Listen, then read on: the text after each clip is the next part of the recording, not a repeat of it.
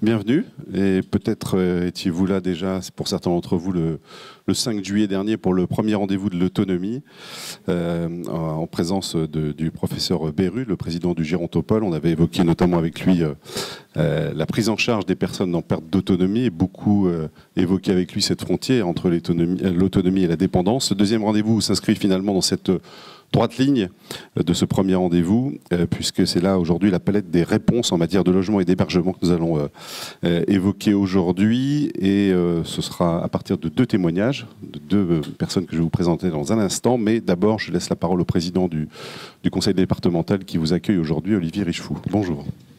Bonjour, et je vous souhaite bien sûr la bienvenue. Je remercie le Crédit Mutuel d'avoir accepté de nous accueillir dans des lieux superbes, magnifiquement bien adaptés à ce type d'intervention. Je me réjouis de votre présence à nouveau sur ce deuxième rendez-vous, parce que nous avons tous besoin de continuer à nous acculturer, j'allais dire, sur l'existence des expériences qui peuvent exister. Je crois que l'éclairage du Gérontopole du professeur Beru était très enrichissant la dernière fois. Nous allons d'ailleurs, au niveau du conseil départemental, passer convention avec le Gérontopole pour qu'il nous accompagne dans les différentes actions que nous mettrons en place. Et dans ces actions, je crois qu'il est toujours intéressant de s'inspirer d'expériences existantes dans d'autres départements. Une petite délégation du département a eu l'occasion d'aller nous rendre compte dans le département de la Vendée de ce qui pouvait exister. On s'était rencontrés à cette occasion. C'est ce qui nous avait donné envie, effectivement, de notamment mettre en avant cette expérience qui peut intéresser certains territoires et certaines communautés de communes, notamment en Mayenne. Voilà, donc, et puis on aura un autre témoignage intéressant d'une autre expérience. Donc, continuons tous ensemble à regarder ce qui se passe, à avoir une parfaite connaissance.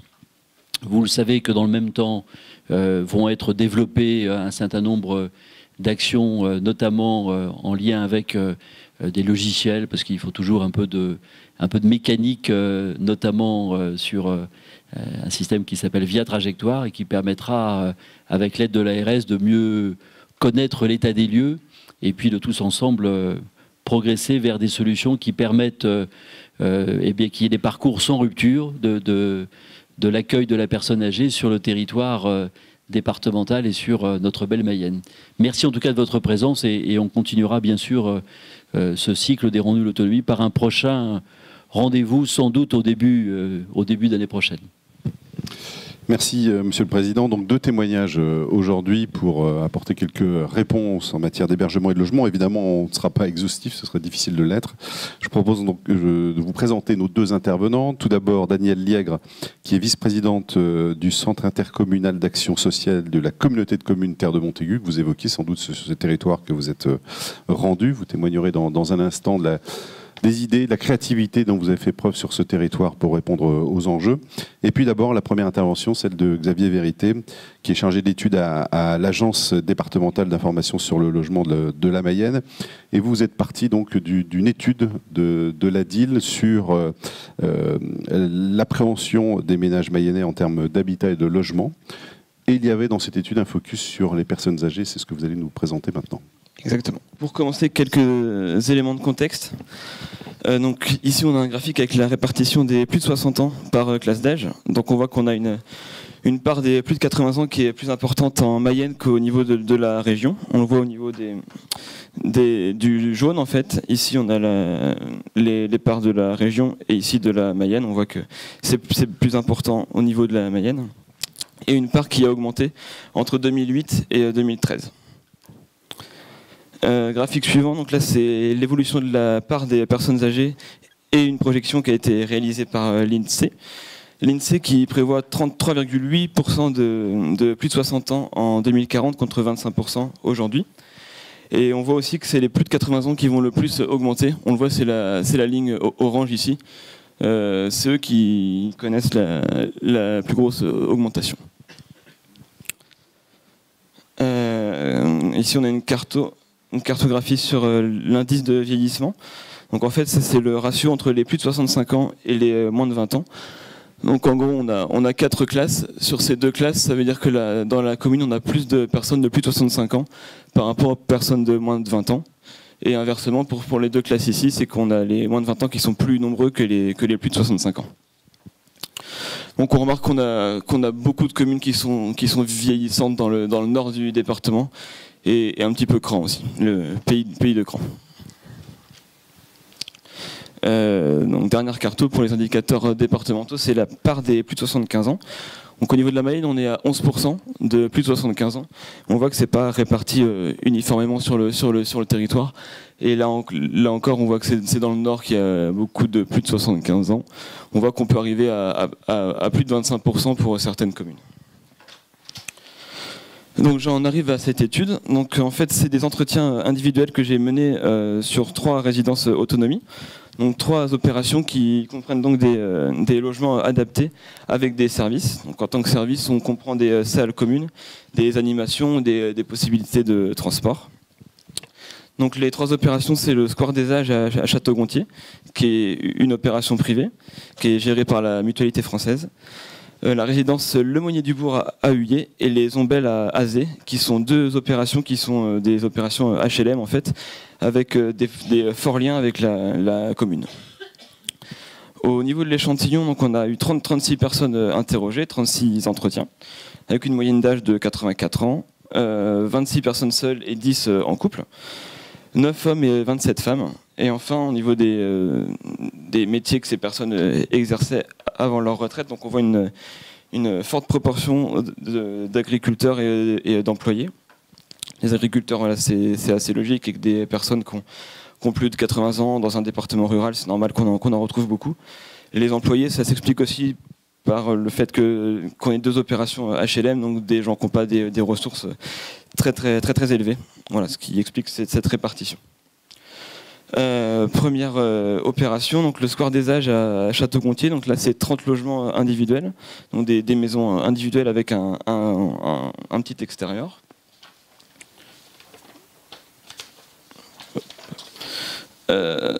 Donc au niveau des services, on a les entretiens extérieurs qui sont faits par la Mutualité française. On a une animatrice et des sorties qui sont organisées au marché et des animations dans la salle commune.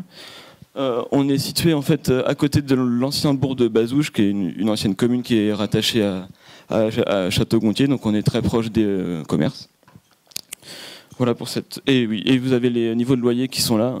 Donc ici on a une opération qui est privée, donc c'est les niveaux de loyer les plus importants. Donc à chaque fois vous avez le détail du loyer brut, des charges communes, ce qui ne comprend pas les charges individuelles, et les prestations, donc qui est lié en fait au salaire de l'animatrice, voilà, la salle commune, ce genre de choses. Deuxième opération, donc c'est les Ombelles à Azé. Là c'est 31 logements. Donc là on a une opération qui est très liée à la commune. L'animatrice est une agente communale. Donc c'est un peu le même genre de service, avec les entretiens extérieurs qui sont réalisés par le personnel de la commune, donc des sorties organisées, des animations.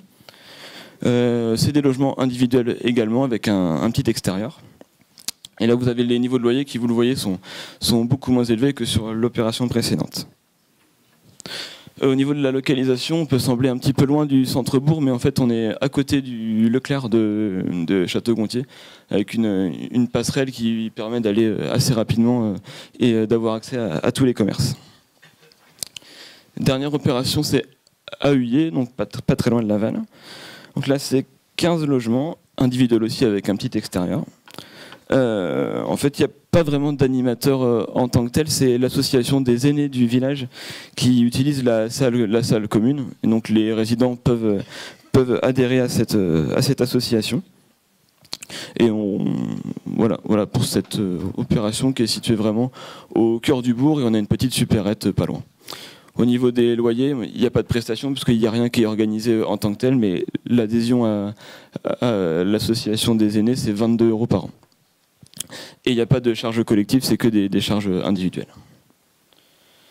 Donc au niveau de ces entretiens, Une des questions, c'était la connaissance de l'opération. Donc, comment ces personnes ont eu connaissance de cette opération. Donc, on voit qu'on a beaucoup de gens qui l'ont connue par la commune. Ça s'explique notamment par les 2 dernières opérations qui sont très liées à leur commune. En fait, on a un effet de bouche à oreille en fait, qui s'est développé. Le maire, souvent, qui va proposer aux personnes vieillissantes d'aller intégrer cette opération. Si bien que souvent, ce genre d'opération, elles ne sont pas encore livrées, qu'elles sont déjà remplies. En fait, tous les logements sont occupés. Sur le score des âges, on a un modèle qui est différent, qui est moins lié à la commune, qui est une commune plus grande. Et on a une opération privée. Et donc le score des âges, on voit beaucoup, c'est beaucoup lié aux enfants en fait qui cherchent une solution pour leurs parents et qui tombent sur les brochures de cette opération. Et voilà, c'est comme ça que les gens l'intègrent en général. Un détail qui est important aussi sur le score des âges, c'est qu'on a près de 70% des résidents qui viennent d'un autre département. On est vraiment sur une logique de communication, on n'est pas du tout lié à la commune comme sur les 2 autres opérations. Ensuite, c'était le choix de l'opération. La question posée, c'était pourquoi ces personnes ont intégré cette opération. On avait 4 thèmes qui revenaient régulièrement. Donc d'abord, le fait que le logement soit individuel et adapté au vieillissement. On a 2 enseignements là, c'est qu'on a un logement individuel par opposition au collectif. On a des gens qui viennent d'un milieu rural, qui n'ont jamais habité dans un appartement. Pour eux, c'est important d'avoir une maison. Et adapté, forcément, c'est un des critères importants. Ensuite, les services au sens large, que ce soit les services proposés au sein de la résidence, comme les services au niveau de la commune, qui est des commerces proches de la résidence. L'absence d'entretien des extérieurs. On a des résidents qui veulent absolument un petit jardin, un petit extérieur, mais qui sont souvent physiquement pas capables de l'entretenir. Donc c'est une demande, mais ils sont aussi conscients que c'est trop dur pour eux d'aller tondre ou tailler une haie. Et enfin, citer 13 fois la proximité de la famille, donc souvent des gens qui ont un enfant qui travaille dans la région. Donc au niveau de ces entretiens, je leur demandais aussi leur parcours, donc les différents logements qu'ils ont occupés au cours de leur vie, ce qui a permis d'identifier 2 types de parcours. Donc là sur ce schéma, en vert on a le vécu de la mobilité dans un logement. Donc quand c'est vert, c'est que la personne l'a vécu positivement, quand c'est rouge, c'est qu'il l'a vécu négativement. Donc sur le premier parcours, on voit une dégradation progressive de la vie dans son logement qui est liée en fait à la baisse des capacités physiques de la personne, jusqu'à ce qu'il y ait un événement, une chute par exemple, mais ça peut être autre chose, ça peut être le décès du conjoint. Et en fait, c'est cet événement qui fait prendre conscience à la personne qu'elle ne peut plus vivre dans son logement, et c'est là qu'elle intègre l'opération. Donc ça, c'est le premier parcours. Le second parcours, en fait, on a des personnes qui sont beaucoup plus conscientes de leur perte de capacité, qui occupent un premier logement. Et là, il y a un événement, c'est le départ en retraite. Par exemple, pour des agriculteurs qui vendent leur ferme et qui intègrent un second logement. On peut avoir le décès du conjoint et le logement devient trop grand, on en intègre encore un autre. Et enfin, on se rend compte qu'on a trop d'entretien. Et c'est là qu'on intègre l'opération.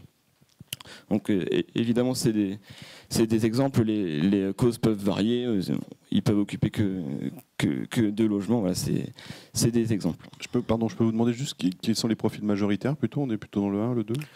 Honnêtement, ça se répartit assez bien, il n'y avait pas de profil qui se dégageait plus qu'un autre, il y avait un peu de tout.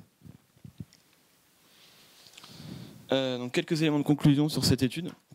Donc on a surtout une mauvaise image des EHPAD et des maisons de retraite qui conduisent les personnes âgées vers d'autres solutions. Ça fait plaisir dans la salle. Évidemment, les personnes interrogées ne viennent pas dans des EHPAD, donc c'est pas forcément objectif non plus, c'est des gens qui n'y sont pas. On a un format logement individuel adapté plus prestations qui est très prisé au vu des listes d'attente qu'on a sur ces opérations. Comme je le disais, on a l'exemple du village des aînés à Andouillé qui était plein avant même d'être fini. On a des opérations qui sont souvent initiées par la commune, à une forte proportion d'agriculteurs et d'employés. Au niveau des causes de l'intégration de ces opérations, donc ces logements individuels adaptés, les services et l'absence d'entretien des extérieurs. Enfin, 2 types de parcours, donc intégration de la structure après l'occupation d'un unique logement et d'un événement un peu choc, ou alors la continuité dans le parcours résidentiel, avec des gens qui occupent plusieurs logements de plus en plus adaptés. Donc finalement, on a un modèle qui est intéressant dans l'accompagnement du vieillissement, mais qui est peu adapté aux personnes qui sont très dépendantes du fait que ces opérations ne sont pas du tout médicalisées. Voilà pour cette présentation. Merci beaucoup, merci. On posera peut-être quelques questions, même sûrement après l'intervention de Daniel Liègre, à moins que vous ayez tout de suite des réactions sur Monsieur Vérité, pendant que c'est frais. Qu'est-ce qui suscite, pardon, juste en général, la décision des communes de se lancer dans ces projets ? Je pense que c'est de voir qu'il y a une population sur cette commune qui a un réel besoin. Le fait aussi qu'il y ait un opérateur qui soit prêt à venir et qui trouve son compte financièrement, voilà, c'est une des choses. Je pense que c'est un projet qui est assez global. Ça vient vraiment de la connaissance du maire de sa population. Quand vous dites financièrement, c'est une étude de marché qui est réalisée en amont ? Je n'ai pas tous les détails, ouais. Mais voilà, je pense que le bailleur prend en compte forcément le taux de remplissage de son ouais. Opération. Il faut qu'il soit sûr, lui, financièrement, que ce soit rentable. Que tous les logements soient pris. Enfin, voilà, c'est des logiques. Oui, il y a peut-être des maires de communes qui veulent témoigner. Attendez, je vais vous donner le micro. Tenez. Oui, tout simplement. Est-ce qu'il a été fait un recensement au niveau... Ah oui, Jean-Marc Alain, conseiller départemental. Est-ce qu'il a été fait... Les maires de Goron, où on a un village depuis maintenant peut-être 12-13 ans. Le village des aînés, on appelait. Donc, est-ce qu'il a été fait un recensement sur le département de la Mayenne pour voir où se trouve ce genre de village des aînés Il me semble que c'est en cours. C'est des choses qui devraient arriver en fin d'année. Voilà, une étude qui est en cours. Mais de recensement proprement, non. Pas que je connaisse. C'est là qu'il y a un trou quelque part. Et c'est ça qui nous a intéressés aussi, c'est que c'est des choses qui se font, mais personne n'en a vraiment connaissance. On est un peu entre deux eaux. Et voilà, on n'a pas forcément de relais sur ce genre d'opération. D'autres questions ? Réflexions, pardon. Oui, bonjour, directrice EHPAD Rola à Saint-Berthevin. Je reviens juste là sur la première phrase de la conclusion que j'ai du mal un peu à saisir, puisque là, votre présentation présente en effet voilà, ces logements ou privés ou HLM, qu'on ne parle absolument pas de l'EHPAD avant. Et en fait, voilà, j'ai juste du mal à comprendre la première phase de la conclusion. C'était quelque chose qui était revenu. Les gens allaient vers ce genre d'opération parce qu'ils avaient une mauvaise image des EHPAD. C'était juste ça, ouais. Mais ils ne le justifiaient pas, en fait. C'est ça ça vient d'eux. C'est peut-être une idée préconçue de... Voilà, c'est leur avis propre. C'est sans doute une idée préconçue, ouais. Non, mais j'ai du mal à saisir, en effet, voilà. Oui, parce que alors après il y a plein de choses. Forcément, on n'est pas sur le même type déjà, on n'est pas sur la même cible au niveau de l'âge, au niveau de la démographie, forcément. On n'est pas sur la même cible de service. Enfin, voilà. C'est un ressenti de l'enquête. Oui, je pense juste pour intervenir. Oui, voilà, oui, peut-être du ressenti, mais en effet, le fait que ça soit péjoratif, il faut le dire, parce que le mot mauvais, c'est quand même assez péjoratif. Donc, c'est pas parce que les gens choisissent, et ils ont entièrement, enfin, quand c'est un choix, donc c'est un choix libre de choisir. Et puis c'est bien que ça soit par le palier, on parle de parcours, donc c'est bien l'idée. Mais c'est pas parce que voilà, et de tout de suite, en effet, arriver à cette conclusion, et en plus une conclusion où il y a un jugement qui du coup établit malgré tout fausse vérité. Oui, moi je crois que dans l'esprit de ceux qui ont été entendus, ils perçoivent bien l'EHPAD comme malheureusement leur dernière résidence. Donc c'est le lieu où ils veulent aller le plus tard possible. Et donc ils ont l'image du lieu où il faut éviter d'aller. Donc forcément ils positivent dans leur appréciation le logement, l'avant-dernier logement dans lequel ils sont et dans lequel ils s'épanouissent sans doute dans de bonnes conditions. C'est vrai qu'on parle bien de parcours, hein, d'ailleurs c'est ce qu'on a en première ligne ici. Et les deux exemples qui ont été cités sont bien des exemples de parcours de personnes âgées qui sont aujourd'hui dans des logements adaptés et qui veulent sans doute ne pas aller en EHPAD ou y aller le plus tard possible. Et quand ils y vont souvent pour visiter leurs copains et leurs copines. Et quand ils les voient effectivement dans un état de dégradation tel, physique, que ça ne leur donne pas envie d'y aller. Donc il ne faut pas... Ce mauvais endroit, il n'est pas mauvais parce que l'EHPAD est mauvais, c'est qu'il n'est pas adapté à l'endroit où ils souhaitent aller au moment où ils s'expriment, parce qu'ils sont encore dans une situation où ils ont encore une autonomie suffisante pour pouvoir se passer de ce lieu qui sera peut-être à un moment donné effectivement leur dernier lieu d'accueil. Hein. Oui, je pense qu'il y a peut-être un tout petit peu d'interprétation, qu'on dise en fait les gens méconnaissent la maison de retraite, parce que venir en tant que visiteur et y résider, c'est déjà un petit peu différent. Donc il y a une méconnaissance en effet du fonctionnement de l'institution. Il y a une crainte, là on est forcément d'accord. Mais de là, encore une fois, à dire en effet mauvaise image, je pense qu'on va un petit peu vite sur la conclusion. Enfin, c'est sans doute pas, à mes yeux, hein, la mauvaise image en disant c'est un lieu où on est maltraité, où ça se passe mal. C'est la mauvaise image parce que ça renvoie à l'image de leur dernier séjour et ils n'ont pas envie d'y aller. Parce qu'ils n'ont pas envie de se trouver dans un état de dépendance tel qu'ils seront obligés d'y aller un jour.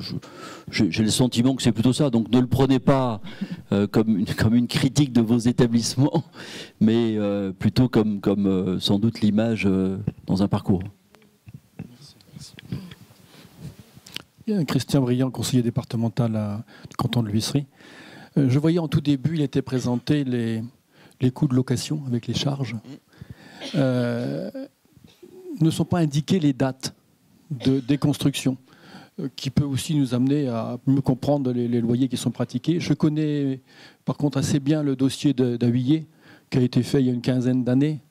Et le dossier d'Ahuillé, ça correspond à la volonté de la famille Lemonnier du Bourg, avec un terrain qui avait été donné, de donner un terrain à la commune en souhaitant que ce soit des personnes âgées qui soient installées dessus.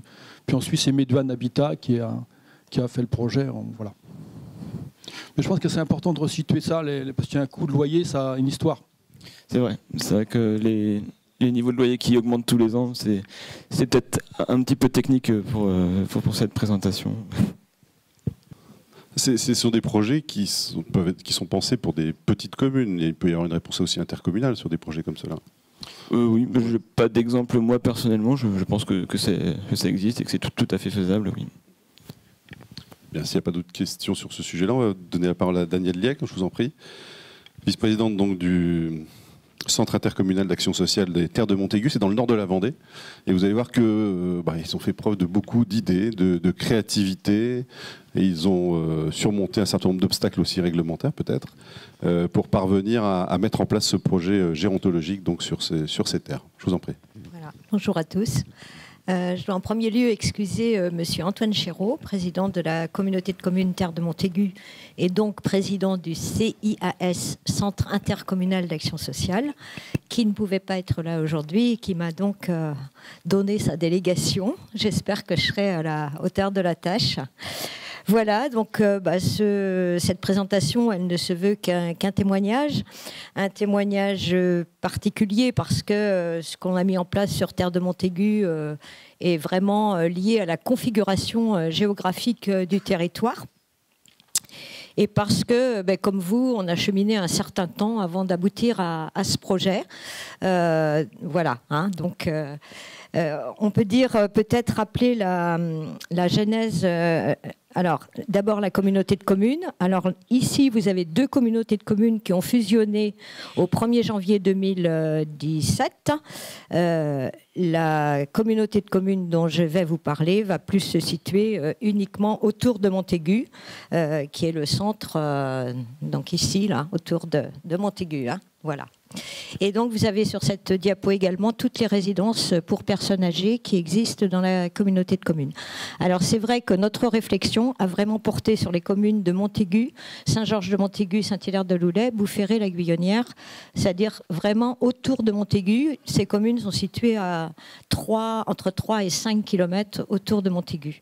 Pourquoi? Parce que ceci a une raison, c'est lié à l'histoire, parce que dès le départ, on va passer vite, mais dès le départ, il y avait la création d'une résidence à Montaigu qui s'appelait Le Repos, qui est par le CCAS, donc 1968, ça vous rappelle sans doute les époques des premières créations des EHPAD.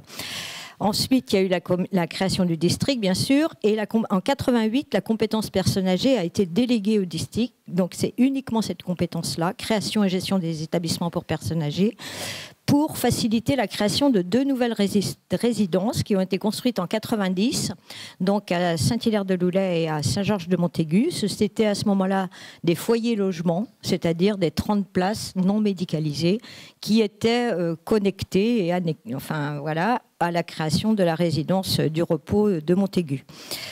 Bon, bien sûr, au fil du temps, il y a eu le transfert de la gestion de la résidence Le Repos à la communauté de communes. Bon, il y a eu des petits... voilà. Ensuite, on a passé notre première convention tripartite en 2006 et on a créé le SIAS Terre de Montaigu en 2007 pour des raisons légales, tout simplement. Et puis, on a commencé à réfléchir en 2008 exactement à notre projet gérontologique de territoire. Un projet qui s'est décliné donc entre 2008 et 2015 et on a réussi à tout mettre en place à partir de fin 2015, début 2016. Et voilà, maintenant on a 2 SIAS, comme je vous le disais tout à l'heure, mais celui dont je vous parle, c'est surtout, enfin ce dont je vais vous parler, puisque c'est l'histoire, c'est surtout Terre de Montaigu. Ça veut dire que les autres établissements pour personnes âgées, dans l'instant, ne sont pas reliés au CIAS Terre de Montaigu. C'est un peu compliqué chez nous, mais sont restés des gestions CCAS, parce que tout le monde n'est pas prêt en même temps, donc voilà. Bon, bref. Donc, en fait, avant 2015, on avait donc cette résidence Le Repos, 75, 30 et 30, qui au fil du temps ont été médicalisées, ce qui nous faisait 135 lits médicalisés au total.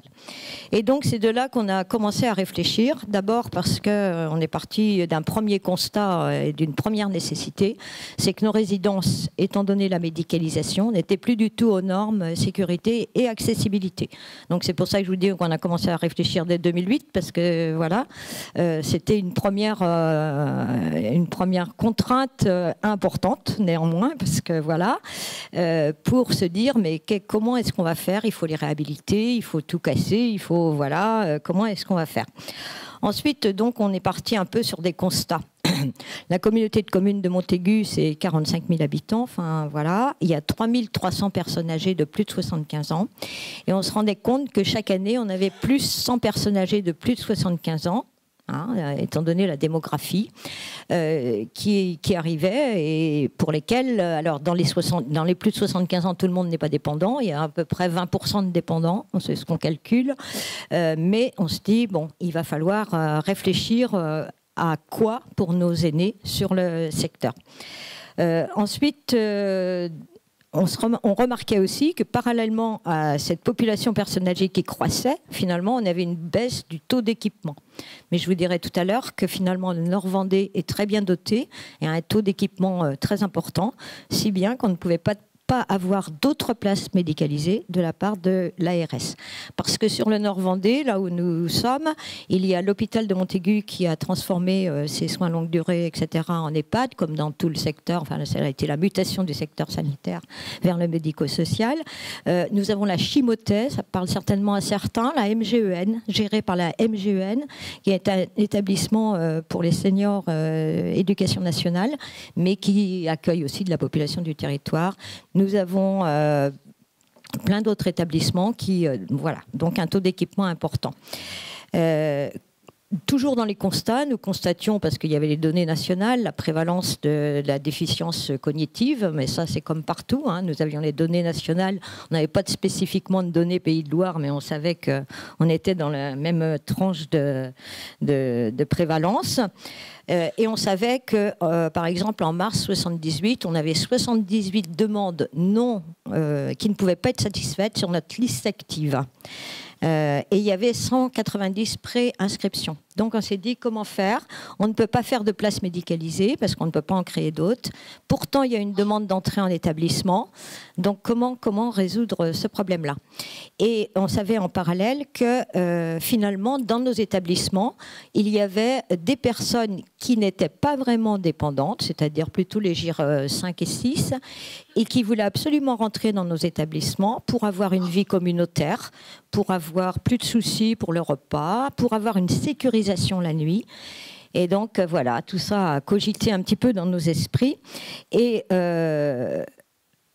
bon, voilà, on s'est dit, bon, il faut absolument trouver des solutions pour accueillir nos personnes âgées. En parallèle, nous avions déjà des logements adaptés pour personnes âgées dans certaines communes et nous avions une vraie offre de services de proximité, un SIAD, 24 places, des services ADMR, des services d'aide à domicile privés, un clic qui fonctionne bien, etc. Donc, bon, tout ça a cogité dans notre esprit. Bien sûr, toute cette réflexion, on l'a mis au regard des dispositifs réglementaires, du schéma départemental, du schéma de l'ARS, qui demandait à accueillir de plus en plus de personnes dépendantes et uniquement dépendantes dans nos EHPAD. Ça a été aussi quelque chose d'important dans notre réflexion.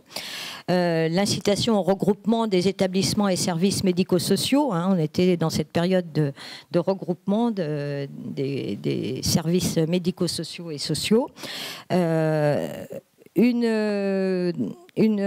une réflexion globale qui s'est installée sur notre territoire en consultant un peu tous les acteurs, les gens qui avaient un peu plus d'éléments sur les statistiques, sur les besoins, en particulier le CLIC qui était qui jouait un peu un rôle d'observatoire, les services à domicile, etc. Et je partage ce qui se disait tout à l'heure, c'est-à-dire que les gens, en fait, les personnes veulent rester le plus longtemps possible à leur domicile. Je crois que ça, c'est ancré dans la tête de tout le monde. Ce n'est pas parce qu'on ne veut pas aller en EHPAD, c'est qu'on y va, quand on ne peut plus faire autrement. Mais je crois que voilà, c'est un petit peu une constante. Donc de tout ça, on s'est dit, bon, il faut absolument qu'on complète l'offre de services puisqu'on a une liste d'attente importante. Donc comment compléter cette offre de services en essayant de répondre aux besoins, puisqu'on se disait, il faut absolument qu'on augmente les capacités d'accueil. Et on se disait, il faut absolument proposer des solutions diversifiées. Parce que c'est vrai que je crois qu'il y a un parcours résidentiel de la personne jusqu'à la fin de sa vie. Et c'est peut-être nouveau, mais voilà. Et on se disait, quelle autre alternative pour répondre aux besoins des personnes? Il faut absolument une pluralité de réponses. Sachant qu'en 2010, on avait ouvert une petite unité de vie. C'était l'époque où le conseil départemental de Vendée prônait la création de petites unités de vie de 24 places non médicalisées. Donc on en avait ouvert une à la Boissière de Montaigu en 2010.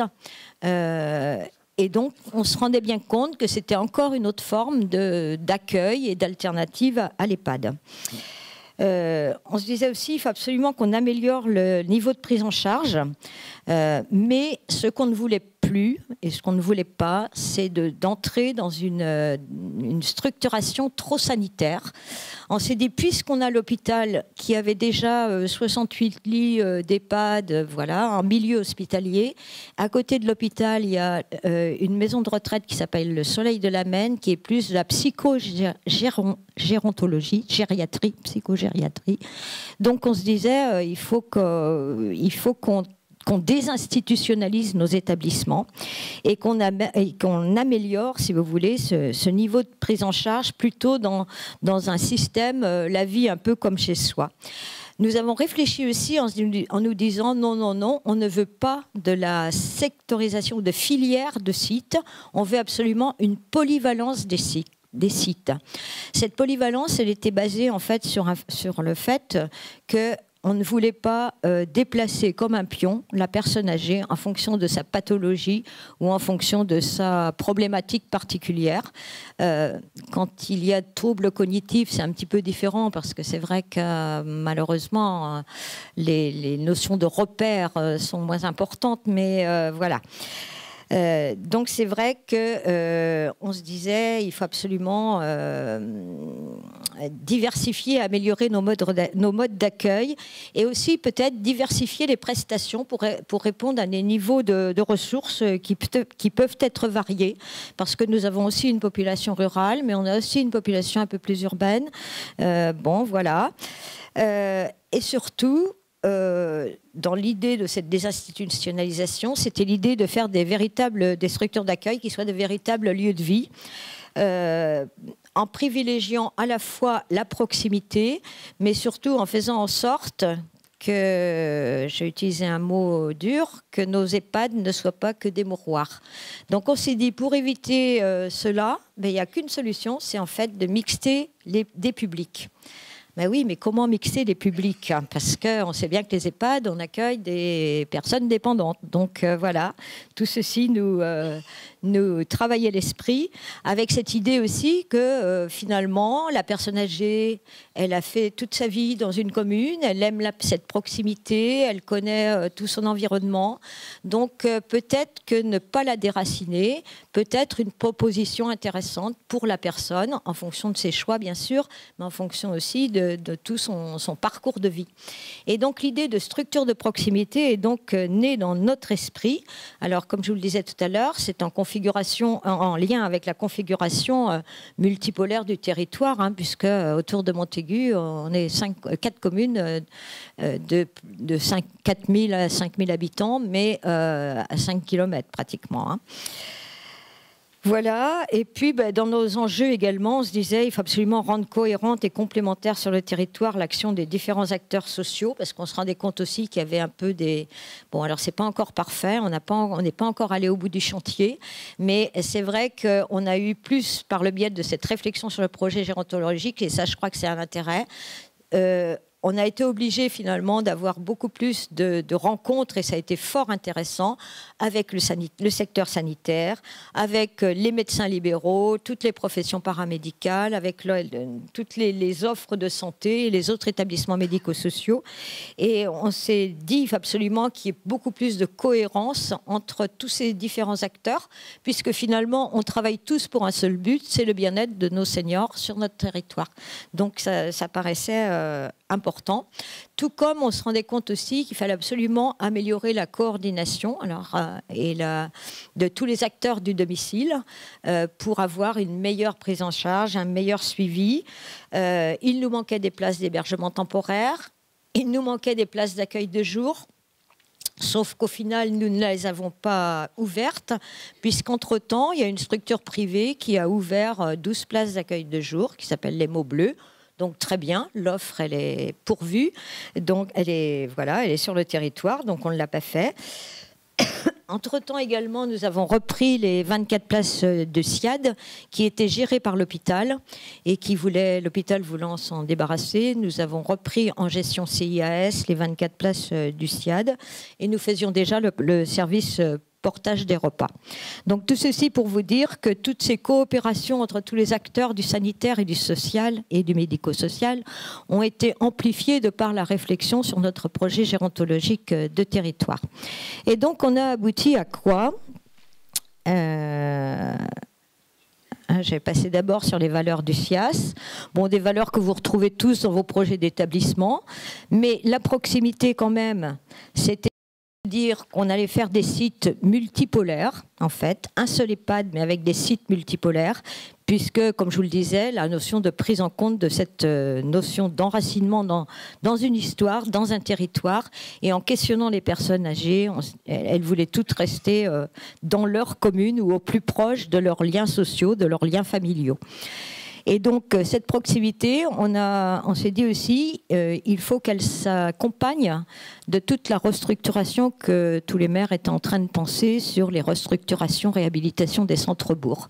Et donc, il faut absolument que ces sites soient au cœur du bourg, au cœur des commerces, au cœur de la vie, au cœur des offres médicales et médico-sociales, parce que ça nous paraissait hyper important. Donc, tout ceci, ça fait un peu bouger les choses. Solidarité, eh bien, une solidarité entre les communes, parce que nous n'avions pas tous les mêmes... comment dire, les mêmes niveaux, les mêmes, voilà, les mêmes richesses, les mêmes possibilités. Donc, dès le départ, on s'est dit, si on fait un EHPAD multisite, comme je vais vous le présenter tout à l'heure, il faut qu'il y ait une solidarité entre les communes. Solidarité pour faire donner le terrain, par exemple, voilà, pour aménager les extérieurs, pour... bon. Solidarité qui passe aussi par la mixité des publics, puisque nous avions eu l'idée de mixer des publics dépendants avec des publics autonomes. C'est-à-dire de faire dans chaque résidence 22 places, c'est des résidences de 30 lits, places, 22 places EHPAD et 8 places domicile, comme on les appelle, c'est-à-dire 8 places non médicalisées. Je vous en reparlerai tout à l'heure. Et solidarité, parce que justement, cette mixité des publics dont je vous parlais, dont je vous parle, entraîne vraiment une sorte de solidarité entre les gens, de bienveillance, de bientraitance, j'allais dire, d'entraide, de solidarité dans la vie quotidienne. Intégration, c'est ce qu'on disait tout à l'heure. Il ne suffit pas de planter un établissement dans le cœur du bourg d'une commune pour que ça marche. Il faut aussi qu'il y ait la volonté des acteurs pour que cet établissement ne soit pas un ghetto, mais soit vraiment un établissement qui vit au rythme de l'événementiel de la commune, de tout ce qui se passe dans la commune, qui soit en lien avec l'extérieur, que l'extérieur puisse aussi venir à l'intérieur et que ce soit vraiment, comme on a fait des structures maisons de l'enfance finalement, qui sont en lien avec tous les autres acteurs de la vie communale, il faut que notre résidence personne âgée soit aussi en lien avec tout ce qui se passe dans la commune, et ceci, on y tenait vraiment. Intégration aussi structurelle par l'architecture, puisqu'on s'est dit, finalement, pour désinstitutionnaliser, comme je vous le disais tout à l'heure, il faut aussi qu'on retrouve dans nos établissements, de par la configuration architecturale, de par l'agencement des espaces, la vie comme chez soi. Or, comme chez soi, c'est comment? C'est un espace de nuit, où on dort, et un espace de vie où on vit. Et en fait, on s'est inspiré de ça pour faire de nos résidences des espaces architecturaux, des distributions architecturales qui amènent justement cette configuration, la vie comme chez soi. Voilà, accessibilité, donc ça c'était l'accessibilité des prestations par rapport à la maîtrise des coûts, c'est-à-dire que dès le départ nous nous sommes dit il ne faut pas faire des résidences qui soient hyper, comment dire, très très belles architecturalement, j'ai rien contre les architectes, mais on veut des espaces fonctionnels et sobres, qui ressemble le plus aux gens, mais aussi sobre, parce que finalement, plus on fait des investissements efficients, plus on gagne sur le fonctionnement. Donc une optimisation maximum de chaque espace. Par exemple, on a fait une salle polyvalente. Vous savez, autrefois, il y avait la chapelle, il y avait une salle pour ci, une salle pour là. On a fait une salle polyvalente où il y a éventuellement la messe, puisqu'on est encore dans une contrée très catholique, et puis où il y a toutes les animations, où il y a le repas des familles, voilà, et qui peut se transformer en différentes configurations pour faire tout à fait autre chose. Voilà, c'est un exemple. Et de même, la circulation dans les couloirs a été très, très réduite architecturalement. Ceci pour faire qu'il y ait le moins d'incidence possible sur les prix de journée. Accessibilité aussi de par l'ergonomie, c'est-à-dire la distribution des espaces, la manière dont on allait inciter à l'autonomie chaque personne, parce que je pense que ça aussi c'est hyper important, de penser finalement tout pour qu'on préserve le plus longtemps possible l'autonomie. Et donc, on a abouti à ceci, notre redéploiement. Donc, comme je vous le disais tout à l'heure, la situation de départ avec les 75 plus 30 plus 30. Et au final, on a réhabilité la Peupleraie et le Val-des-Maines, c'est-à-dire les deux structures construites en 90 qui étaient foyers logement, donc qui n'étaient pas du tout adaptés à la médicalisation ni à l'accessibilité d'ailleurs. Et puis on a déconstruit carrément la résidence Le Repos en la répartissant entre la résidence Agora sur Montaigu, je vous en reparlerai tout à l'heure, la résidence Le Clos du Grenouiller, qui est une structure neuve sur Boufféré, la résidence La Maisonnée, qui est une structure neuve sur la Guyonnière, la Peupleraie et le Val-des-Maines ont été réhabilités.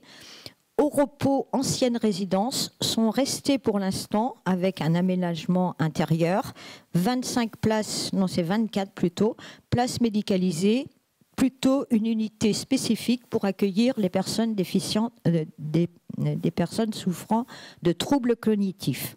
Et puis donc la résidence Oxalis, qui est une petite unité de vie, qui avait été construite à la Boissière de Montaigu en 2010. La résidence Agora de Montaigu, ici, c'est un petit peu... Montaigu, c'est quand même beaucoup plus urbain, c'est la ville-centre. Et il se trouve que les élus, j'y étais pas, étaient allés à, M. Chéreau y était d'ailleurs, à Rotterdam, voir un petit peu ce qui se faisait là-bas, comme on a fait plein d'autres visites d'établissements. Et il avait été séduit, M. Chéreau, par ce qu'il avait vu à Rotterdam, c'est-à-dire que finalement, c'est un ensemble d'appartements avec une mixité générationnelle et sociale. Et c'était plus du tout l'établissement qui amenait et qui rendait le service, mais c'était le service qui se déplaçait au niveau des différents appartements, en fonction de la dépendance et en fonction des besoins de chacune des personnes. Et cette idée avait beaucoup séduit M. Chéreau, et donc l'idée à Montaigu, dans la résidence Agora, ça a été de construire tout un ensemble immobilier en U, le bas du U étant l'EHPAD, et de chaque côté, vous avez 18 logements en accession à la propriété et 24 logements locatifs sociaux, bailleur social. C'est le promoteur ICAD qui a construit ça.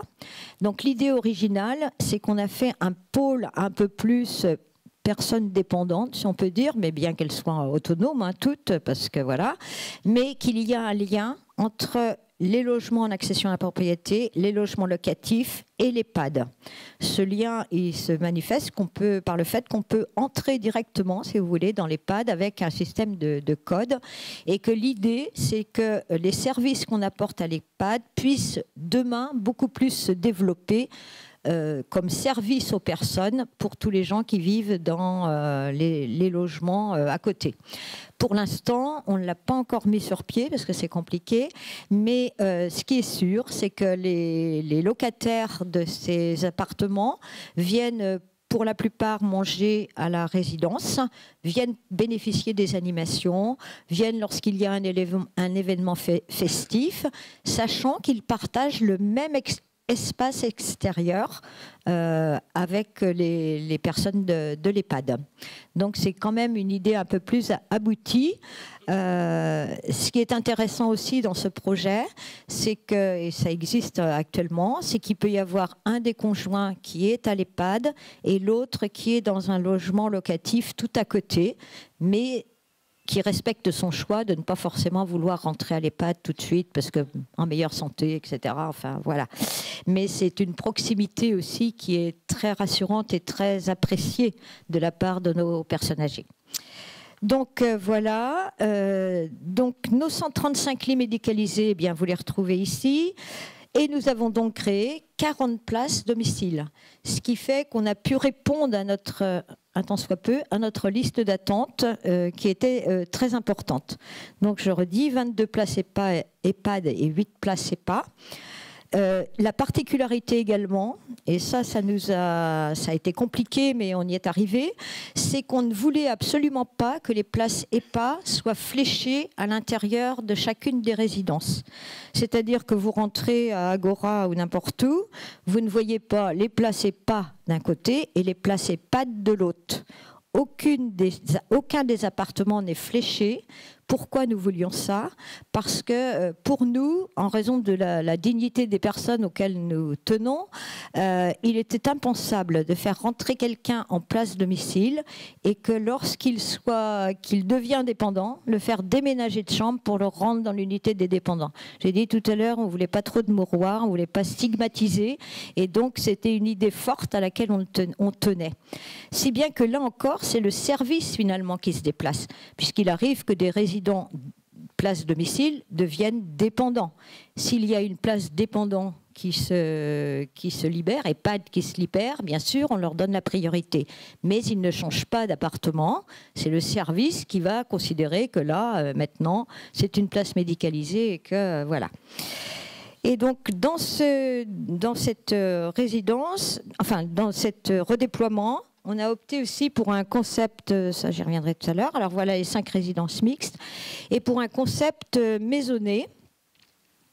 Donc on a mis des petites photos, mais vous voyez que ce que je peux dire par rapport à ça, c'est qu'aucune des architectures ne se ressemble.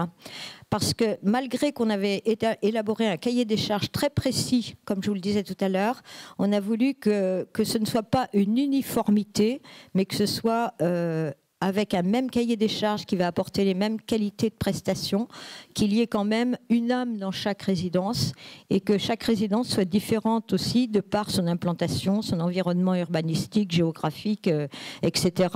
De par, alors en haut c'est Agora, hein, voilà. Là c'est Boufféré. Là, c'est Saint-Hilaire-de-Loulay parce qu'il y a eu la création d'une cuisine partagée en plus. Là, c'est la Guyonnière parce qu'ils ont inséré ce bâtiment vraiment dans un espace déjà très construit, en cœur de bourg. Et là, c'est Saint-Georges-de-Montaigu en bas. Voilà. Et donc, concept de maisonnée. Donc, en fait, comme je vous le disais, c'est comme si c'était une grande maison sur chaque niveau. Toutes les résidences sont à un niveau, un rez-de-chaussée plus étage. Et sur chaque niveau, c'est comme une grande maison de 15 chambres, 7 et 8 en principe. Et au milieu, la pièce de vie avec un aménagement qui soit comme chez soi, c'est-à-dire une cuisine traditionnelle avec un lave-vaisselle, un réfrigérateur, etc., comme chez soi.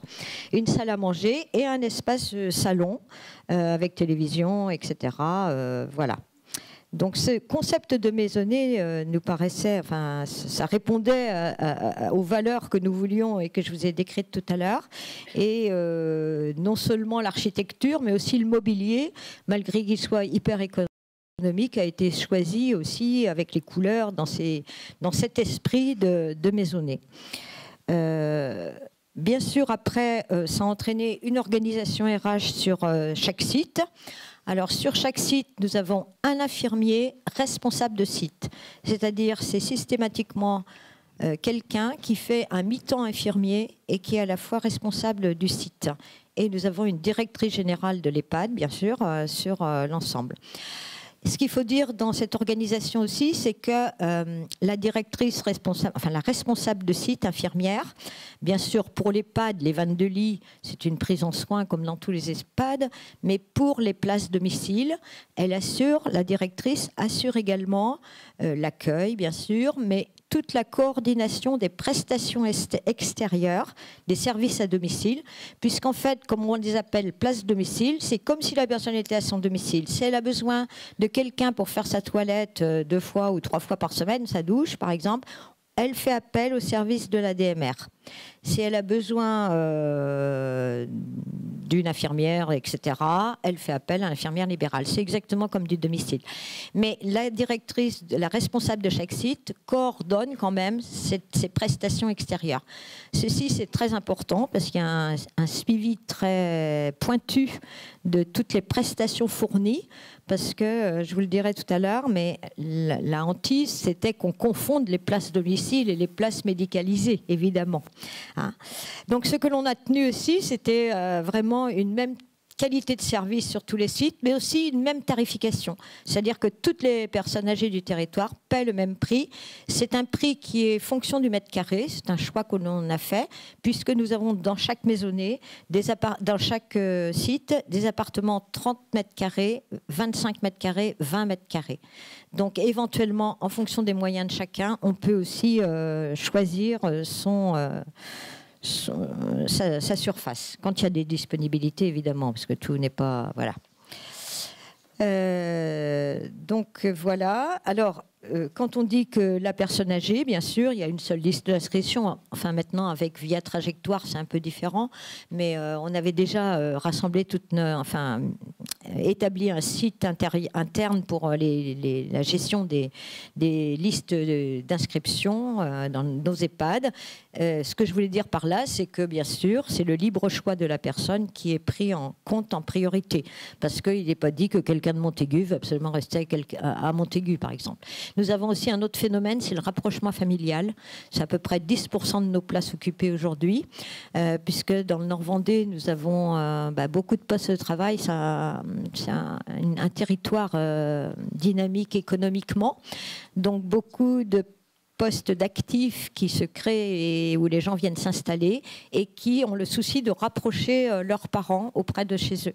Donc ça correspond à peu près à 10% de nos places. Donc c'est vrai que c'est aussi cette prise en compte-là à travers nos possibilités. Alors maintenant, comment est-ce qu'on est arrivé à tout ça ? Je pense qu'il a fallu agir sur plusieurs leviers, évidemment, puisque comme je vous le disais, on n'a pas voulu non plus augmenter les prix de journée à des prix complètement démesurés, étant donné les ressources de nos personnes âgées. Donc le premier travail, ça a été de mutualiser les ressources transversales. C'est-à-dire que, d'accord, c'est un seul EHPAD, une seule gestion, mais c'est quand même 7 budgets différents. La direction est donc mutualisée. On a un responsable qualité direction adjointe qui est mutualisé également, les espaces verts et bien sûr tous les autres services, médecins co, psy, ergothérapeute, diététicienne, etc. Mais on a surtout eu un autre levier important pour conduire ce projet, c'était l'appui sur tous les services de la communauté de communes, les services ressources de la communauté de communes Terre de Montaigu, en particulier le service finance, le service gestion des ressources humaines, service informatique, parce que ça n'a pas été rien, le service aussi dans toutes nos constructions et réhabilitations, c'est un agent, enfin un responsable des services techniques patrimoine de la communauté de communes qui a suivi les chantiers, parce que c'est vrai que c'était du boulot. Et on s'est aussi beaucoup, on a utilisé aussi pas mal le service marché de la communauté de communes, parce que voilà, nous avons aussi un certain nombre de procédures à faire. Un autre moyen de faire des économies pour ne pas faire éclater le budget, ça a été de mutualiser nos repas. La production des repas. Alors comment ? Vous savez, avant, on avait une cuisine, une restauration sur chaque site. Les 3 cuisines qui étaient existantes, elles étaient désuètes parce qu'elles ne correspondaient plus aux normes. Et donc, ça a été un peu la mort dans l'âme, je vous le dis quand même. On a décidé de faire une cuisine, une CUPA, une cuisine partagée, 2 cuisines partagées pour la production des repas. C'est vrai que personnellement j'étais un peu réticente parce que c'est vrai qu'on aime bien la restauration sur place, l'odeur, etc. Enfin bon, voilà. Mais finalement, on avait fait faire une étude par un cabinet spécialisé et on se rendait compte que c'était un réel moyen de faire des économies sur la production des repas. De tête, je pense qu'on passait de 11,75 le coût alimentaire à 6,75 ou quelque chose comme ça. Oui, oui. En comptant les investissements nécessaires et le fonctionnement surtout, puisque finalement avoir plus que 2 cuisines, c'est autant de moins de contrats de maintenance, de contrats de scie, de trucs de laboratoire, etc., etc. Donc c'est vrai que c'est quand même quelque chose d'intéressant. Et puis comme je vous disais, un autre levier, ça a été l'optimisation des espaces, parce que on se dit finalement il faut absolument qu'on ait le moins de couloirs couloirs possibles. Alors c'était pas simplement d'un point de vue rentable, c'était aussi parce qu'on se rendait compte qu'une personne âgée, elle peut faire 10 mètres ou 15 mètres pour se rendre à la salle à manger, mais que dans les EHPAD de 100 lits, s'il faut qu'elle traverse 3 couloirs, qu'elle descende, elle est plus capable de le faire toute seule. Et ça, on l'a vu, puisque dès que les personnes sont arrivées dans les petites résidences, il y en a qui se sont remis à marcher pour aller à la salle à manger. C'est bien une preuve que voilà. Donc, on tenait aussi à cette optimisation des espaces par rapport à cela, puisque, comme je vous dis, la vie comme chez soi, ça veut dire aussi que, ben voilà, on essaie de se débrouiller le mieux possible. Donc voilà. Donc tout ceci, ça a été possible, mais avec des obstacles quand même.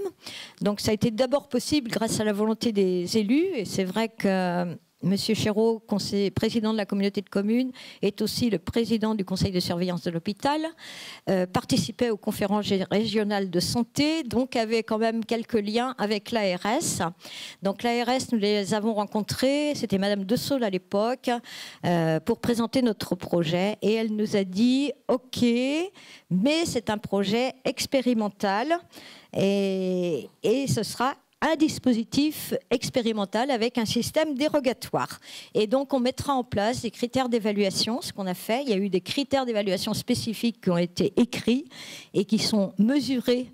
Ils ont été mesurés en fin 2016. Ils vont être mesurés en fin 2017 pour voir si ce projet expérimental il est valable ou pas. Enfin, voilà. Au niveau du conseil départemental, ça a été un petit peu compliqué parce que c'était l'histoire de l'étanchéité des budgets et des places. Je ne vous fais pas de dessin. Voilà, donc on nous a imposé, mais ça finalement c'est très bien, une compta analytique très très pointue. Donc finalement, il faut, c'est des histoires de ratio entre toutes nos places et tout est détaillé, etc. Mais finalement, on est dans la transparence la plus totale avec ce budget hyper détaillé, cette compta très pointue. Et on s'est même rendu compte en faisant ça que finalement, comme on fait aussi du portage de repas, que finalement, auparavant, il y avait des résidents, c'était plus ou moins les résidents qui payaient le déficit du portage de repas. Et donc, c'est pas normal quand même. Donc, voilà, c'est pour ça que je vous dis, cette compta analytique très transparente, ça a été bien. Et donc, au départ, le conseil départemental ne nous a pas donné d'autorisation pour créer nos places domicile, parce qu'on ne rentrait dans aucune case. Donc, on a osé créer sans autorisation. Aujourd'hui, depuis avril 2017, nous avons une autorisation et un agrément. Donc voilà. Et puis, un autre obstacle auquel on s'est heurté, c'était le service de sécurité incendie. Oui. Compliqué. Donc, en effet, quand on a déposé, on avait pris contact avant, ils nous avaient dit 22 places médicalisées, ça fera comme les établissements de moins de 24 places, ça pourra passer avec une seule veilleuse de nuit. Sauf que quand on a déposé le premier permis de construire, problème, vous n'aurez jamais votre avis favorable à l'ouverture puisque vous ne rentrez pas dans les clous. Donc bon, donc là, ça a été un peu compliqué. On a dû prendre un cabinet spécialisé, je ne sais plus comment il s'appelait, qui ont dû faire des tas de calculs sur la sécurité, sur toutes les modalités, en mettant le feu dans tel espace, en calculant les données, les durées de propagation, etc., en calculant le temps d'un renfort possible venant de Montaigu jusqu'à Saint-Hilaire-de-Loulay, etc. Et donc, finalement, nous avons eu la dérogation, enfin l'autorisation d'ouvrir et de construire, avec deux contraintes. Une contrainte sur les modalités, sur les trucs constructifs, enfin sur la construction elle-même, en mettant des portes coupe-feu partout 1 heure, asservi au système de détection incendie. Et la deuxième contrainte, c'était de mettre en place, en plus d'une veilleuse de nuit sur chaque site, de mettre en place une veilleuse de nuit volante qui peut venir en renfort dès que l'alarme incendie se met en marche, en calculant un temps de 10 voire 15 minutes maximum, s'il y a du verglas, entre le point où elle peut être et le point de renfort nécessaire. Avec toute une contrainte sur le plan de la téléphonie, parce il fallait double opérateur, double système de détection, enfin d'appel des gens. Enfin, ça a été vraiment très compliqué. Et enfin, donc ce dossier visé d'abord par le SDIS Vendée est ensuite allé en commission centrale de sécurité. Elle s'appelle plus comme ça maintenant, je crois qu'elle a changé de nom. Donc voilà, et on a eu notre dérogation. Aujourd'hui, finalement, voilà ce que nous donnent nos résidences. On peut dire que... Je peux vous laisser encore 3 minutes, Madame Liang? Oui, c'est fini bientôt. Merci. On a des résidents super heureux qui, vous voyez, ils épluchent leurs légumes, là, mais pas tous les jours. Hein, ce sont des ateliers culinaires qui profitent de l'extérieur. Il y a des terrasses, soit au rez-de-chaussée, soit en étage. Des familles qui sont très satisfaites. Une solidarité, comme je vous le disais, entre les personnes autonomes et les personnes dépendantes qui s'instaure très facilement. Nous avons eu tout de suite nos 40 places domicile occupées très rapidement. Nous avons même passé des résidents EHPAD qui étaient autonomes en place domicile. Donc 40 places très vite occupées. Les conditions de travail des agents ont été très améliorées. Nos prestations, j'espère qu'elles sont améliorées aussi, mais je le crois, parce que vraiment, voilà. Une vie communautaire avec un versant très positif au niveau du lien social, des résidences ancrées dans leur collectivité, puisque partout se sont créés sur les 5 sites des comités de loisirs avec des bénévoles qui font vivre l'intérieur et l'extérieur de la résidence. Et ce qu'on remarque aussi, comme je le disais tout à l'heure, une réelle prévention par rapport à l'autonomie.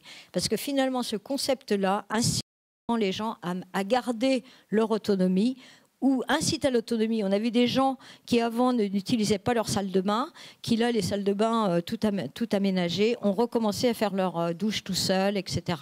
Donc c'est bien signe que ça c'est important. Voilà. Le choix de cette multipolarité, ça a été plus qu'une politique personne âgée en tant que telle sur le territoire, puisque ça a entraîné le développement vraiment d'une offre de santé de proximité pour les médecins dans chaque commune, c'est-à-dire qu'on a gardé nos médecins sur place. Et dans chaque commune également, il y a eu la création de logements sociaux, justement, adaptés personnes âgées autour de la résidence. Ça s'est fait un peu dans la foulée et dans la suite de notre réflexion. Donc il nous reste plein d'autres choses à faire, en particulier, comme vous le disiez tout à l'heure, d'améliorer les services maintenant à tous ceux qui restent à leur domicile, soit dans les logements adaptés, soit chez eux, hein, parce que ça, on n'a pas mis du tout au point, nous encore. On a eu trop de choses à faire entre les deux. Une meilleure coordination des acteurs du domicile. On parlait tout à l'heure des personnes âgées handicapées. C'est un vrai problème aussi chez nous. Il faut qu'on amplifie toutes les propositions d'actions de prévention. Etc., etc.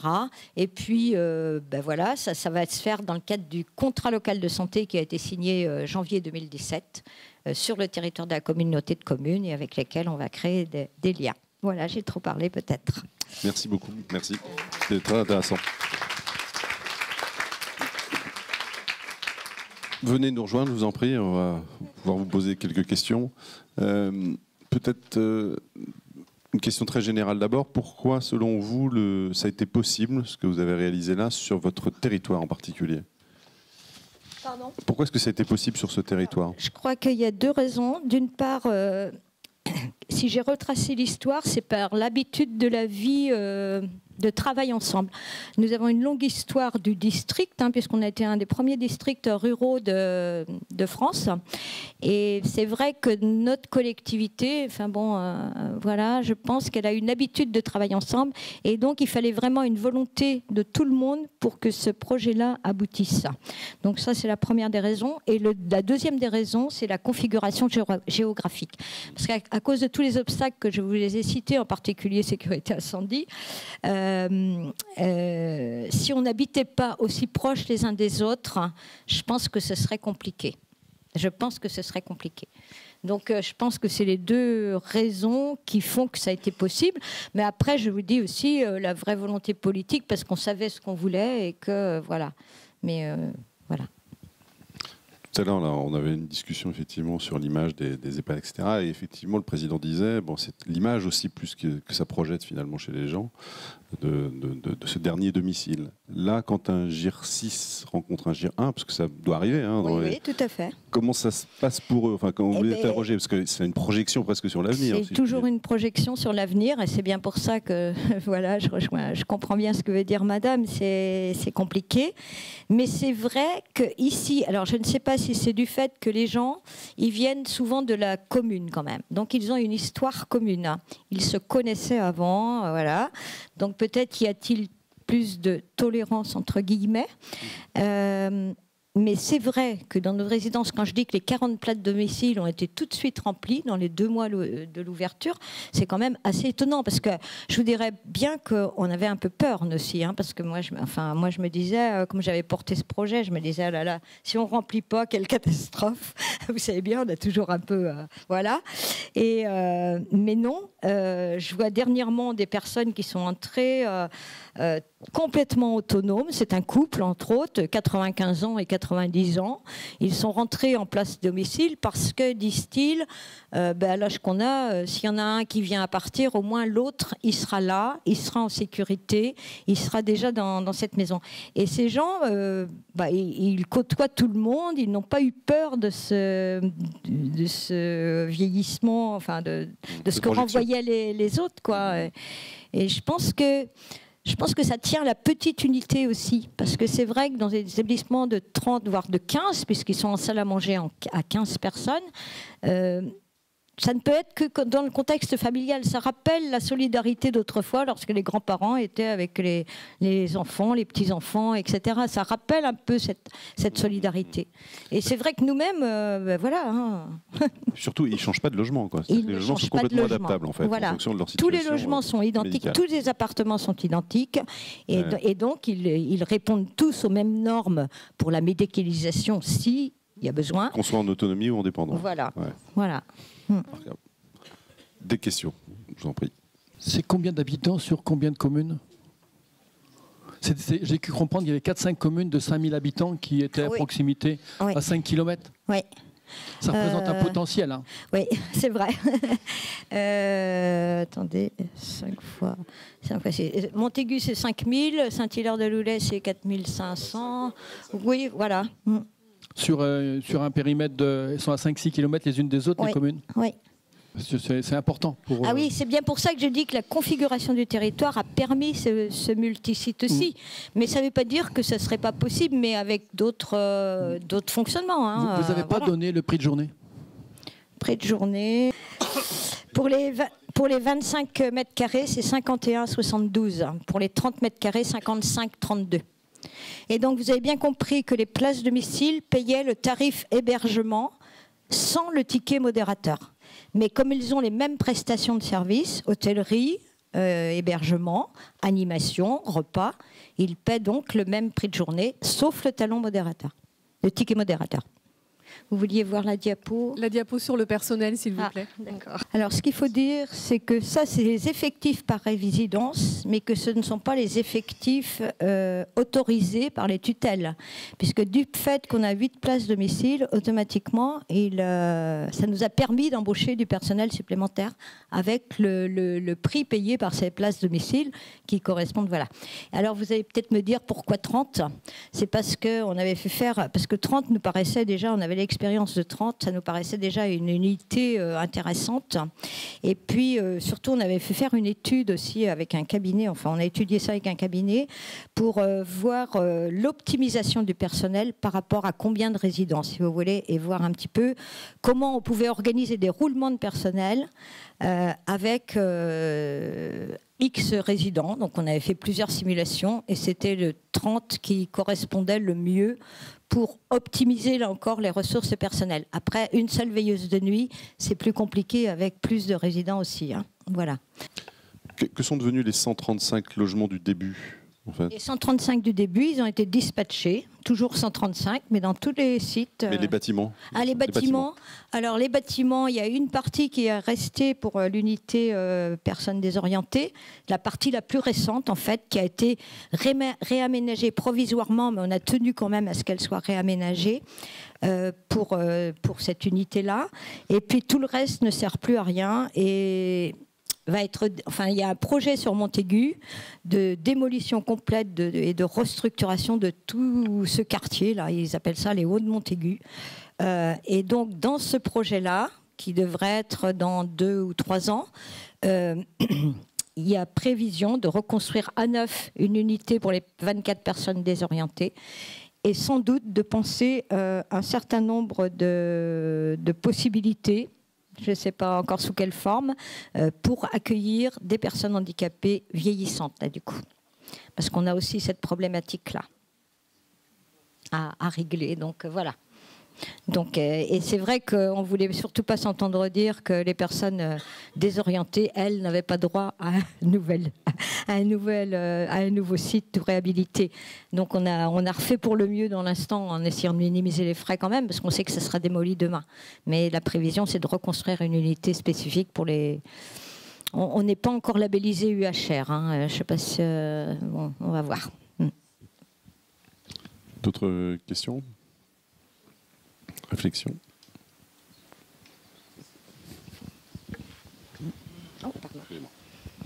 J'avais juste 2 questions à vous poser. La première, c'est quelle a été l'aide de l'ARS à la fois sur l'accompagnement et financier, et la même question pour le conseil départemental. Quel a été le rôle du conseil départemental à la fois financièrement et aussi dans l'accompagnement?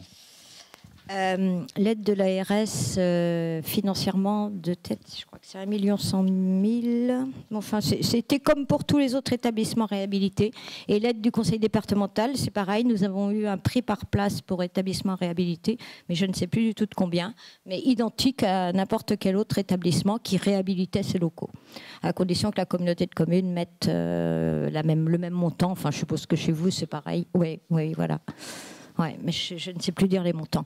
Ce que je sais, c'est que l'ensemble des constructions, la réhabilitation, ça a été un budget, un budget, pas pour le contribuable, ni pour mais un total d'investissement de 13 millions d'euros.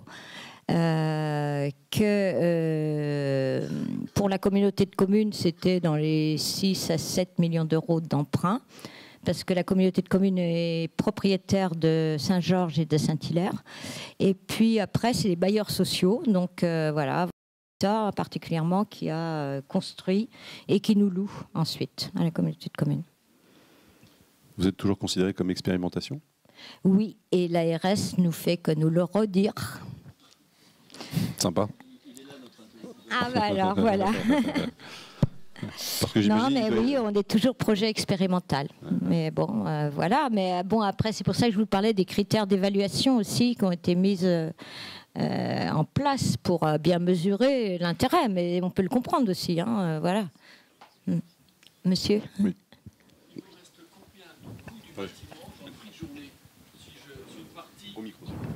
Il vous reste combien du coût du bâtiment dans le prix de journée? Parce que dans l'investissement, on voit la communauté de communes qui finance, on voit les aides départements, les aides ARS. La question, c'est sur les 12 ou 13 millions d'euros, il vous en reste 4, il vous en reste 3, il vous en reste... Non, je sais que le loyer annuel payé à la communauté de communes, parce que ça passe tout par la communauté de communes, le CIAS paye un loyer à la communauté, c'est 1 million d'euros par annuel. Parce que les 50 et quelques alors, euros, je sais pas 55 euros dont on parlait tout à l'heure, est très dépendant de cette fameuse question. Ce que je peux vous dire, c'est qu'on a, à partir du moment où chaque résident a intégré une structure nouvelle, il y a eu un impact de 5 euros de plus sur le prix de journée. Mais alors le montage financier, vraiment, je ne saurais plus vous dire, j'ai plus les chiffres en tête. Mais c'est vrai aussi, ça c'est quelque chose sur lequel on s'était engagé déjà auprès des résidents et des familles tout au long de la réflexion sur le projet, parce que tout le monde avait un peu peur de combien on allait payer demain. Et voilà, l'impact, hormis les évolutions naturelles, du prix de journée avec les taux directeurs, etc., c'était 5 € de plus. Et on n'arrive pas, aujourd'hui on arrive à des tarifs qui sont pratiquement les tarifs du Nord-Vendée d'une manière générale. On est à peu près dans la moyenne. Donc bon, on a tenu, mais je vous dis parce qu'on a fait aussi des économies sur la restauration. Bon, veilleuse de nuit, si on mettait 2 veilleuses de nuit par résidence, on plombait complètement notre budget, c'était impossible.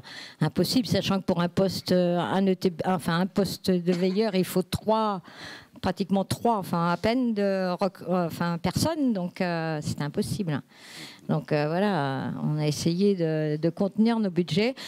Pour tout ce qui était mobilier, on avait une provision déjà de 300 000 €, si mes souvenirs sont bons, pour l'achat du mobilier qu'on avait fait les années précédentes. Donc bon, voilà.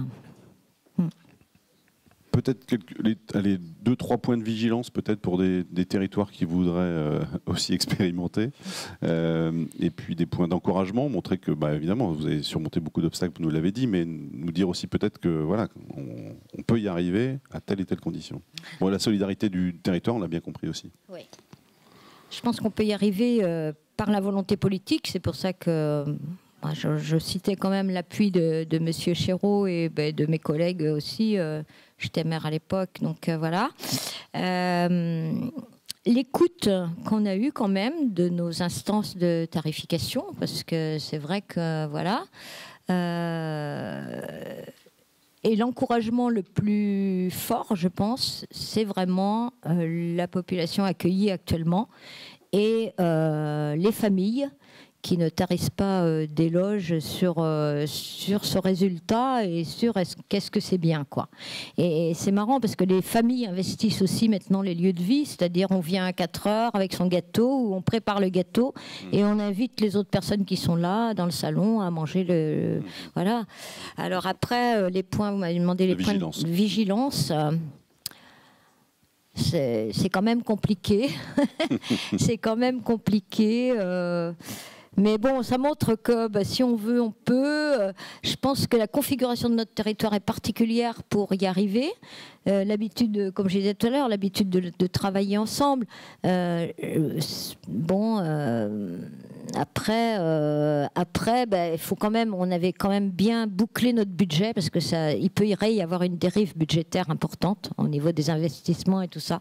Il faut être extrêmement vigilant et ne jamais lâcher tout au long des travaux parce que voilà, pour dire non, ce sera comme ça, ce sera pas comme autrement. Il faut garder les prix en tête.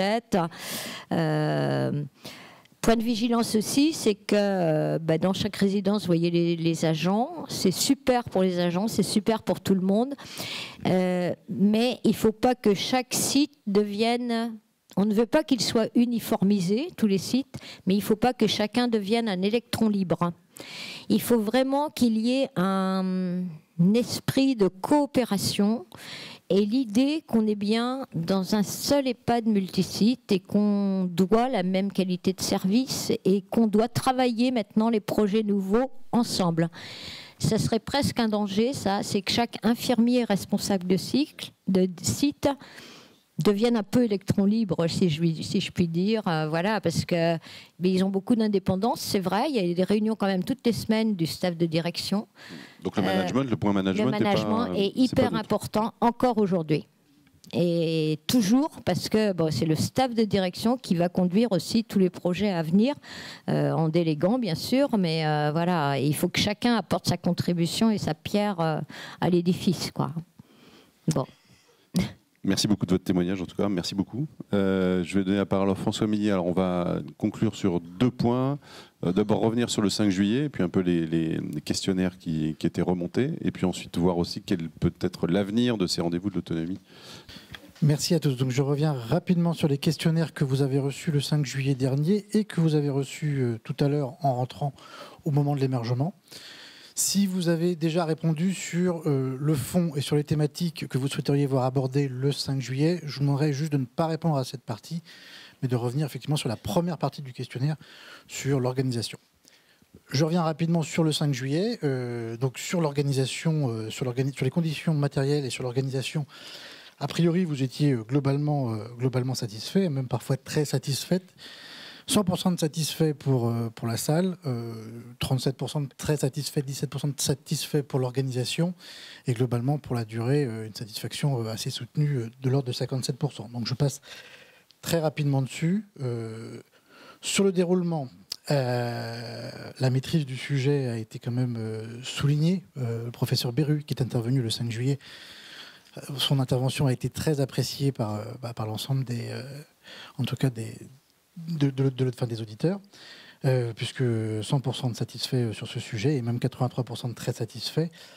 La clarté des explications du conférencier, très clairement, là, elle est soulignée aussi à 94%. Et l'animateur, on peut en parler librement, hein, il est là encore aujourd'hui. Il n'est pas là, donc. Il n'est pas là, mais donc on a effectivement que des gens satisfaits. Alors à part une personne, a priori. Je suis désolé de ne pas pouvoir contenter. Voilà, qui s'est plutôt peu satisfaite. C'est une piste d'amélioration. Voilà, on n'en a pas le fond et le pourquoi, mais sur le fond, en revanche, c'est-à-dire sur les thématiques que vous avez souhaité voir traitées. Alors le questionnaire était fait de telle sorte que vous aviez un certain nombre de thématiques qui vous étaient proposées. Et on vous demandait effectivement si vous aviez envie de les voir traitées au cours des rendez-vous de l'autonomie ou pas.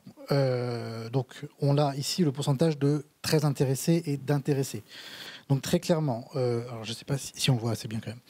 Donc quel accueil pour les personnes âgées isolées autonomes recueille 66% effectivement de très intéressés ou d'intéressés. Et puis après ça décline effectivement un peu sur la prise en charge des personnes, prise en charge à domicile des personnes dépendantes. Le maintien à domicile et la désertification médicale, quels enjeux? Le logement des personnes âgées et le développement de la domotique, donc à 46%. Donc on voit bien que ce sont ces thématiques de prise en charge, de modalités de prise en charge, la variété de la prise en charge qui sont plus intéressantes, enfin en tout cas que vous souhaiteriez voir traitées principalement. La question effectivement du modèle économique et de la démarche qualité, finalement recueille moins de suffrages puisqu'on a les EHPAD dans 30 ans, quel modèle économique? 40%, c'est un sujet. 37% pour bâtir un projet d'EHPAD, de quelles compétences s'entourer? Je pense que l'intervention de Madame Liègre fera peut-être un peu évoluer le pourcentage. L'échange de bonnes pratiques, la mutualisation des fonctions support, on vient de le traiter aussi là sur le fond. Et la question de la démarche qualité en EHPAD qui n'a pas remporté un franc succès, il faut le reconnaître, puisqu'on a 26% d'entre vous qui sont intéressés par ce sujet, qui pourtant est un sujet aussi important. Mais donc voilà, alors comment on peut envisager l'avenir des rendez-vous de l'autonomie tout en conservant bien évidemment cette instance plénière, en tout cas le caractère plénier qui est quand même particulièrement intéressant. On vient de le voir, la présentation d'une expérimentation, à chaque fois le renvoi effectivement à une situation départementale. On l'a vu avec M. Vérité qui nous a aussi parlé de la Mayenne. On proposera, on suggérera, on réfléchira ensemble en tout cas à la mise en place de groupes de travail. Alors, qui se voudront pluridisciplinaires, c'est-à-dire qui intégreront à la fois des agents du département, des élus, mais aussi des gestionnaires d'EHPAD, des conseils d'administration, mais pas seulement. Il faut aussi aller sur les services d'accueil à domicile. Il faut aussi intégrer du sanitaire à cette question. Enfin, qui s'auto-constitueront, c'est-à-dire qu'en fonction de la thématique, le groupe se déterminera de quelles compétences on a besoin pour construire effectivement cette réflexion. Et on en sera au stade de la réflexion. L'idée derrière, c'est pourquoi pas d'aller vers l'expérimentation. Je reviens là encore une fois un peu sur l'expérimentation que nous a proposée Madame Liègre sur le CIAS Terre de Montaigu, qui est quand même intéressante. Et on imagine, on a réfléchi un peu à un premier groupe qui pourrait être intéressant, qui est l'organisation des circuits de restauration. On parle beaucoup, nous en particulier bien sûr sur le département, de circuits courts de restauration. On pourrait aussi y réfléchir sur la question des EHPAD. Voilà, intervention très courte, qui n'appelle pas forcément de remarques ou de questions, mais... C'est tout. Oui. Moi, j'ai juste une remarque. Est-ce que vous pouvez remettre la diapo sur les thèmes qui intéressent? Elle est intéressante, cette diapo, parce que les 4 premiers thèmes sont les thèmes qui ne concernent pas les EHPAD. Voilà. Donc, ça veut bien dire qu'il faut raisonner sur la notion de parcours, que l'EHPAD, c'est certes ce qui vous rassemble pour la plupart d'entre vous quand même, puisque vous êtes président ou directeur ou gestionnaire dans les EHPAD, mais vous avez bien conscience qu'effectivement, l'EHPAD, c'est la dernière étape, mais qu'avant, il faut travailler sur ces notions d'accueil de personnes âgées autonomes, de prise en charge, etc. etc. Merci beaucoup. C'est tout. Merci. Eh ben, je vous redonne le micro pour la conclusion, à moins que vous souhaitiez une dernière intervention par rapport à ce qui vient de se dire par François Meillier. Bon, juste un mot de conclusion. Tenez. Je voulais d'abord vous remercier, Madame. On avait eu le plaisir d'aller vous rendre visite à Montaigu. Et on avait passé un bon moment à quelques-uns à découvrir, et ça nous paraissait intéressant d'écouter votre témoignage. Donc merci d'être venu jusqu'à nous. À l'occasion d'un prochain rendez-vous, on aura, je pense, également une intervention au niveau du département de la Mayenne lorsque la totalité de l'enquête sera finalisée, l'état des lieux sera réalisé. Voilà, on évoquait avec Nicolas Glière sans doute décembre ou janvier, mais peut-être décembre, le prochain rendez-vous avec d'autres expériences que l'on voudrait vous mettre en avant. L'idée, vous l'avez compris, il ne s'agit pas bien évidemment de dupliquer partout dans toutes les communes de la Mayenne le schéma que l'on vient de voir. Aucun schéma n'est duplicable à l'identique sur un territoire, mais cela permet à chacun d'entre nous de progresser un peu, de voir des expériences sur des territoires différents, c'est l'objectif, et puis de continuer à avancer. Et on pense que pour continuer à avancer, cette notion de groupe de travail, elle est importante. Nous l'avons mis en œuvre sur d'autres sujets. Marie-Cécile, présidente de la commission, se plaît à le rappeler que sur la question des collèges, qui était une question qui relevait de sa responsabilité précédemment, c'est par cette façon, en réunissant des principaux de collèges gestionnaires, qu'on a avancé sur certains sujets. Donc c'est la même technique, si j'ose dire, que la même méthodologie que nous allons mettre en place, parce qu'il nous faut, vous le savez, continuer à progresser sur cette question de l'accueil d'une façon générale de nos personnes âgées en Mayenne. Et soyez-en bien conscients, même si on montre des exemples différents, ça ne veut pas dire que la façon dont vous êtes organisé dans votre EHPAD n'est pas une bonne solution. Il n'y a pas de bonne et de pas bonne solution. Il y a des solutions qui conviennent à des territoires, qui conviennent à l'histoire qui s'est déroulée sur certains territoires. Sans doute certains projets, nous ne les referions pas pareil aujourd'hui, mais ça c'est la vie. Ce qu'il faut, c'est penser à l'avenir, pas culpabiliser sur certaines choses qui ne fonctionnent pas aussi bien qu'on l'espérait, mais travailler pour l'avenir de nos personnes âgées. On sait qu'elles seront de plus en plus nombreuses, et on sait que celles qui seront en fin de parcours seront de plus en plus dépendantes. Et qu'il faut sans doute concentrer nos moyens sur celles qui seront de plus en plus dépendantes et de plus en plus âgées. Voilà sans doute la logique vers laquelle il faut qu'on aille, en n'oubliant pas d'intégrer tous les acteurs de la filière, tels qu'on l'a indiqué, dans toute cette notion de parcours, et en évitant ces ruptures. Voilà. Je vous remercie tous de votre présence. On a un petit pot, je crois, qui est prévu juste à côté. Et merci à nouveau au Crédit Mutuel et merci à l'animateur, et aux intervenants, bien sûr. Merci à vous. Bonne fin de journée. Merci.